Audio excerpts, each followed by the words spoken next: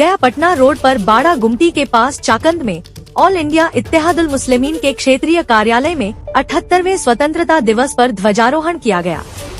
AIMIM के युवा प्रदेश अध्यक्ष सह राष्ट्रीय प्रवक्ता आदिल हसन ने राष्ट्र ध्वज फहराकर उसे सलामी दी। इस अवसर पर बेलागंज विधानसभा क्षेत्र से पार्टी के भावी उम्मीदवार हाजी मोहम्मद जामिन अली हसन, जिलाध्यक्ष जफर उल बारी, जिला प्रभारी तालिब मिरानी, जिला सचिव एहसान अख्तर खान, जिला उपाध्यक्ष अशरफ कादिर, यूथ जिला सचिव फसीह उस जमा, कोर कमेटी सदस्य इरफान उर रहमान, जावेद अली, रूपेश पासवान, रामजी पासवान, सैयद सिमू, इंजीनियर शोएब शकील, मोहम्मद सद्दाम, आसिफ अहसन, साबिर खान समेत बड़ी तादाद में पार्टी कार्यकर्ता व स्थानीय लोग मौजूद थे।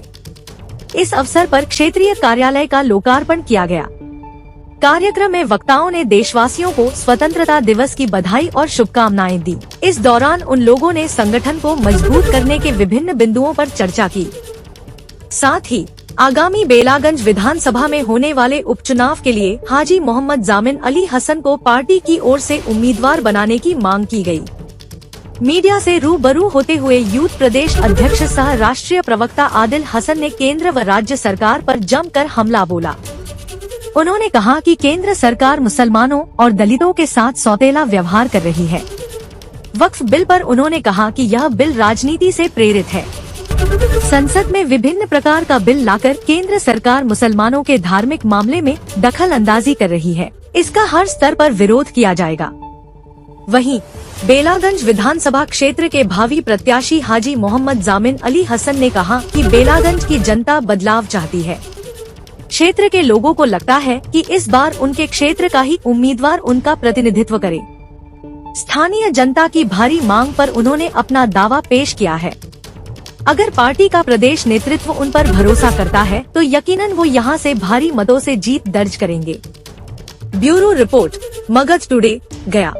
अख्तरुल ईमान जिंदाबाद, जिंदाबाद, जिंदाबाद, आदिल हसन जिंदाबाद, जिंदाबाद, शैला के अवाम जिंदाबाद, जिंदाबाद। सबसे पहले आज आज़ादी का दिन है। हमने बेला में एक ऑफिस का आज उद्घाटन हुआ और पार्टी कार्यालय में झंडा तोलन हुआ। अब पूरी गया की टीम एकजुट है और अभी कुछ दिनों पहले आपने देखा कि अख्तरुल ईमान साहब, इंजीनियर आफ्ताब साहब, राना रंजीत भाई और पूरी मजलिस इत्तेहादुल मुस्लिमीन के तमाम प्रदेश के जिम्मेदार बेला में, शेरघाटी में, गया में, औरंगाबाद में, कैमूर में दौरा हुआ है। उसी के क्रम में हम आए हैं क्योंकि बेला एक गया का धड़कता हुआ दिल है बेला। तो बेला आए हैं क्योंकि जामिन साहब, शकील साहब जैसे नौजवान पार्टी में जुड़े हैं। तो हम उसी कड़ी में पार्टी को मजबूत करने हम लोग आए कि MIM एक NGO नहीं है, MIM एक पॉलिटिकल पार्टी है। और हमने 10 साल लगातार 10 साल जद्दोजहद किया है। चाहे बेला में मॉब लिंचिंग का मामला हो, बाबर वाला मुद्दा, या औरंगाबाद की मॉब लिंचिंग का मामला हो, या मदरसा अजीजिया जला हो, यही बिहार शरीफ में अगर ऐसे कोई मुद्दे दलितों के, मुसलमानों के, मजलूमों के, उसमें अख्तरुल ईमान साहब सबसे आगे रहे। बैरिस्टर असदुद्दीन ओवैसी साहब तक आपके मुद्दे को, यहाँ के आवाम का, बिहार के लोगों के मुद्दे, समस्या को उठाया है। उसी कड़ी में बेला एक विधानसभा अगर उपचुनाव होगा तो इंशाल्लाह मजबूती से MIM लड़ेगी। कैंडिडेट का फैसला तो बैरिस्टर असदुद्दीन ओवैसी साहब करेंगे, लेकिन मजबूती से कैंडिडेट से ज़्यादा मेरी पार्टी को लोग चाहते हैं। मेरी पार्टी बैरिस्टर असदुद्दीन ओवैसी साहब को चाह रहे हैं। जामिन साहब हों, फसीह साहब हों, इंजीनियर साहब हो, सब लोग का एक ही मकसद है कि MIM मजबूत हो, MIM कामयाब हो। एक बुजुर्ग लोग आए हैं, रंजन पासवान साहब आए हैं, सुबोध पासवान जी आए हैं, रामजी पासवान जी आए हैं, दलित और मुसलमानों और रमेश सिंह साहब आए हैं, राना रंजीत साहब। हमारा कहना है कि मजलूमों की एक बेबाक आवाज़ मजलिस इत्तेहादुल मुस्लिमीन है। बैरिस्टर असदुद्दीन ओवैसी साहब की क़यादत में, अख्तरुल ईमान साहब की क़यादत में हम इंशाल्लाह बिहार में मजबूती से चुनाव, चाहे बाई इलेक्शन हो, चाहे असेंबली हो, हम लड़ेंगे। अब कितना हाथी चले बाजार, कुत्ता भौंके हजार, बोलने दीजिए, कितना बोलेगा? बी टीम साबित तो करे। अरे जिस लालू जी ने 34 अपनी राजनीति शुरुआत बीजेपी के 34 MLA की मदद से किया था बीजेपी को, लालू जी क्या बोलेंगे? तेजस्वी यादव क्या अभी तो बच्चा है? मुकेश सैनी के पिताजी की हत्या हुई, इनको इतना फुर्सत नहीं हुई कि मुकेश सैनी के यहाँ जाकर आंख का आंसू पोछे। तेजस्वी यादव तो अहंकारी हैं, उनको तो अनुकंपा में बहाली हो गई है। लालू जी के पुत्र नहीं रहते तो चपरासी की नौकरी नहीं मिलती। मुकेश सैनी जी जिनके साथ लोकसभा में जान देकर पूरा हेलीकॉप्टर पे घूमा, आज वो मुकेश सैनी के घर जाना, लालू जी इतना senior kidney patient, kidney transplant होने लालू जी गए। तो बिहार के नौजवानों को, खासकर मगध के नौजवानों को, बेला के नौजवानों को सोचना चाहिए कि ये आदमी आप किसी का सगा नहीं है। तो सत्ता के लिए मैं आज बोल के जा रहा हूँ, सत्ता के लिए तेजस्वी यादव बीजेपी से भी समझौता कर सकते हैं। ये मेरा बात आज रिकॉर्ड कर लीजिए जितने भी लोग हैं। तेजस्वी यादव का एक ही लक्ष्य सत्ता के लिए वो बीजेपी से भी अलायंस कर सकते हैं। आपने देखा कि बीजेपी का जनरल सेक्रेटरी, बीजेपी का कार्यकारिणी सदस्य को वाल्मीकि नगर में इसने टिकट दिया, गोपालगंज में इसने बीजेपी के समर्थित को दिया। जो अजय निषाद मुसलमानों को सुबह शाम गाली दिया, मदरसा को गाली दिया, मुसलमानों को कोरोना फैलाने का इल्जाम दिया, तबलीगी जमात को गाली दिया, उसको तेजस्वी यादव ने टिकट दिया और उसके लिए प्रचार किया। तेजस्वी यादव बतलाए ना कि तेजस्वी यादव ने मुसलमानों को कितना टिकट दिया। 2 टिकट दिया तेजस्वी यादव ने, 32 टिकट इनको अलायंस में मिला, 2 को मिला मुसलमान को, एक फातमी साहब, एक शहनवाज साहब। तेजस्वी यादव अपने घर में 2 टिकट लिए। तो लालू जी का प्राइवेट लिमिटेड कंपनी नहीं ना है। और भाजपा के खिलाफ ट्रिपल तलाक हो, एनआरसी हो, सीए हो, 370 हो, अब वफ बिल है, अगर सबसे ज्यादा किसी ने मुखर होकर बोला उसका नाम बैरिस्टर असदुद्दीन ओवैसी साहब। पार्लियामेंट में तेजस्वी जी के लोग नहीं बोले जिस तरीके से बैरिस्टर साहब बोले वफ बोर्ड पर। तो तेजस्वी यादव चाहते हैं, अब A to Z के नेता हैं तेजस्वी यादव। तो अब तो माई चला गया। जब माई थे तो उनके अब्बा को मुसलमानों ने चीफ मिनिस्टर बनाया, उनके अम्मा को चीफ मिनिस्टर बनाया, उनके दोनों मामू को MP बनाया, राज्यसभा भेजा, लोकसभा, इनको डिप्टी CM बनाया। अब तेजस्वी यादव बाहर से, हरियाणा से आए हुए मुंशी मैनेजर पर डिपेंड कर रहे हैं। मनोज झा जी जो अपने बूथ पर वोट नहीं दिला सकते, उनका मशवरा ले रहे हैं। तो A to Z हो गया है। तो A to Z अपना समझे। गोपालगंज हारे, कुर्नी हारे, आगे हार का रहते रहेगा। अभी लोकसभा का परिणाम आपने देख लिया कि बिहार में सबसे ज्यादा महागठबंधन को अगर किसी ने बीजेपी से अंडरस्टैंडिंग करके मदद पहुंचाई, उसका नाम तेजस्वी यादव। सबसे कम रिजल्ट हुआ बिहार में, जबकि उत्तर प्रदेश में इतना अच्छा हुआ, झारखंड तक में अच्छा हुआ, महाराष्ट्र में अच्छा हुआ, तेलंगाना में अच्छा हुआ। लेकिन इन्होंने बीजेपी के इनकी अंडरस्टैंडिंग थी, जिसके चलते महागठबंधन कमजोर हुआ। आपके सामने पूर्णिया एग्जाम्पल है, आपके सामने वाल्मीकि नगर, मुजफ्फरपुर एग्जाम्पल है। जो अखिलेश सिंह कांग्रेस के प्रदेश अध्यक्ष, उनका बेटा ने CA NRC का सपोर्ट किया, उसको टिकट तेजस्वी यादव अखिलेश सिंह ने दिया। महाबोधि ट्रस्ट है आपके यहाँ गया में, और विष्णु यहाँ प्रबंधक समिति। तो मुसलमान अगर DM भी हो तो उस कमेटी का मेंबर नहीं बन सकता। तो जब चारों धाम बोर्ड में कोई मुसलमान, कोई हिंदू सिर्फ, गैर मुस्लिम में कोई जैन नहीं, कोई पारसी नहीं, कोई सिख नहीं मेंबर बन सकता है चारों धाम बोर्ड में, तो फिर आप वक्फ बोर्ड में किसी नॉन मुस्लिम को क्यों डालना चाह रहे हैं? क्यों आप फसाद कराना चाहते हैं? जब SGPC जो है गुरुद्वारा प्रबंधक कमेटी, उसमें कोई मुस्लिम या नॉन मुस्लिम नहीं जा सकता है, उसमें उनका समुदाय के लोग जाएंगे। ये सिस्टम भी है। जो वक्फ का मामला मैं बेहतर जानता हूँ, चारों धाम का सिस्टम मैं जानता हूँ, तो मैं चलाऊंगा। ये जबरदस्ती बीजेपी ये फितना कर रही है। मोदी जी बोलते हैं 5 साल मुसलमान रहना चाहिए, तो मोदी जी सर्टिफिकेट बांटेंगे कि ये मुसलमान है, ये नहीं मुसलमान है। पहले गैर मुस्लिम भी वक्फ में जायदाद बहुत गैर मुस्लिम भाई लोग ने दिया है। तेलंगाना हो, पटना हो, बिहार हो, झारखंड हो, एक बड़ी तादाद में नहीं दिया। अकीदत पे देते हैं लोग। वक्फ का मतलब चैरिटी होता है, गरीब मजलूमों के लिए। यतीम खाना आपका चेरकी में आपने देखा कि बहुत पुराना है, और इसी तरह तो उसमें आप बोलते हैं नहीं गैर मुस्लिम नहीं हो सकता है। तो मोदी जी पहले बतलाएं कि महंगाई पे क्या स्टैंड है, मोदी जी बतलाएं कि रोजगार पे क्या स्टैंड है, मोदी जी बतलाएं चाइना के घुसपैठ पे क्या स्टैंड है, मोदी जी बतलाएं कि मणिपुर में जो ज्यादती और उस पर क्या स्टैंड है, उस पर उसके बाद वक्फ पर आए।